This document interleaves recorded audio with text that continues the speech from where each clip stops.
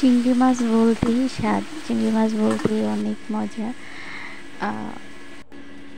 আজকে ছোট চিংড়ি মাছ ভুনা করব।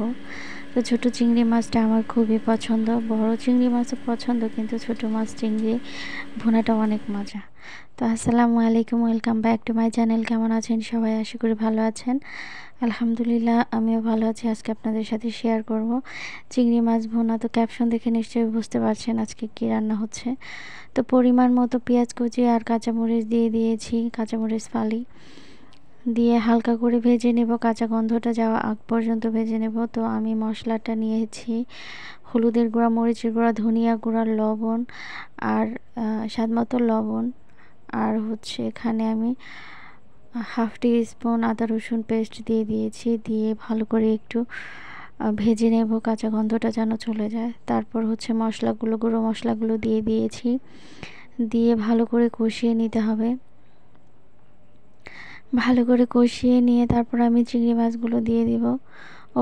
আগে টমেটোটা দিয়ে দিব। টমেটোটা দিয়ে ভালো করে কষিয়ে নেব।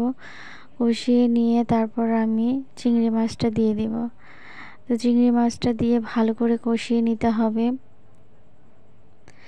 ভালো করে কষিয়ে নিয়ে তারপর হচ্ছে আবার পরিমাণ মতো পানি দিয়ে দিব।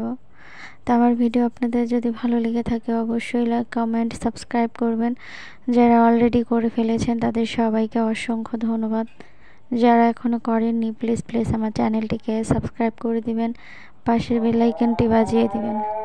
তো কথা বলতে বলতে রান্নাটাও প্রায় হয়ে যাচ্ছে।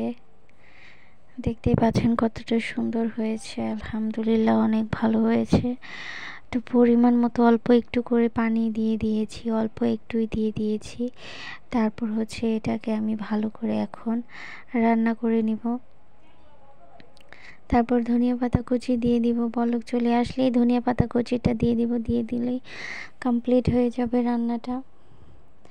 তো ধনিয়া পাতা ছাড়া রান্না কেন জানি অপরিপূর্ণ মনে হয়। তো ধনিয়া পাতাটা দিলে ভালো লাগে, আমার কাছেও ভালো লাগে। তো আলহামদুলিল্লাহ অনেক ভালো হয়েছে, হয়ে গিয়েছে আলহামদুলিল্লাহ, অনেক ভালো হয়েছিল। তো দেখতেই পাচ্ছেন কতটা সুন্দর আর কতটা কালারফুল হয়েছে। আলহামদুলিল্লাহ আলহামদুলিল্লাহ অনেক ভালো হয়েছে। তো দেখতেই পাচ্ছেন এই তো হচ্ছে ফাইনাল লুক। তো সবাই ভালো থাকবেন, সুস্থ থাকবেন। আসসালামু আলাইকুম।